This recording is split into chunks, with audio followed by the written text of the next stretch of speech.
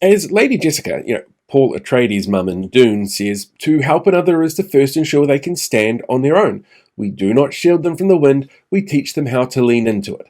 And that's kind of the theme that we've got going for this week's episode of The Collective, this Sunday night at 7pm on BHN channels, and a few other places. This weekend actually marks the 6-month point until the general election, and you might have noticed the coalition parties, they're ramping up their campaigns already. Actors trying to out racism New Zealand First on immigration while trying to bait content creators. New Zealand First is trying to out Culture War National on dumb shit Twitter trolls tell them is important, but it really isn't. And National is actively posting straight up lies and misdirections 3 to 4 times a day on average on their social media channels, while their MPs and candidates repeat them without any legal pushback available to the rest of us.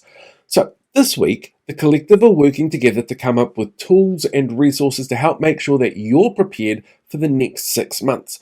A 6-month period where we already know the dirty politics will be rife. The media manipulation and laundering is going to be excessive, and the gaslighting is going to intensify from the coalition. Their media hacks at places like News Talk or Reality Check Radio, and the faceless supporters in the grotesque corners of the internet, as well as their friends in organisations that are clearly front groups and astroturfs.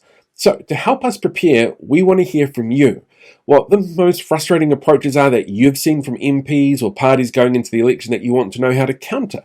What rules are you curious about when it comes to being honest on television or radio, the internet, print, or meet the candidate events, and how can you use those to keep politicians honest and accountable?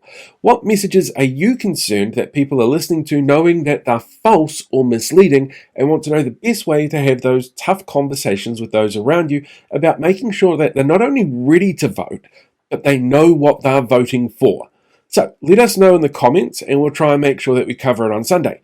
Because like all our mums did for us, we want to make sure that you're ready to handle whatever the world or this year's election throws at you. Oh, hey there, podcast listeners. Thanks for checking out today's podcast, whether that's on video or audio. I really appreciate it.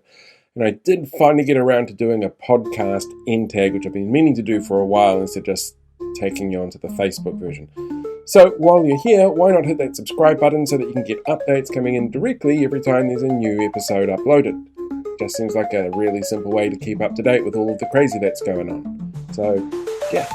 Give that a shot, and I'll talk to you soon.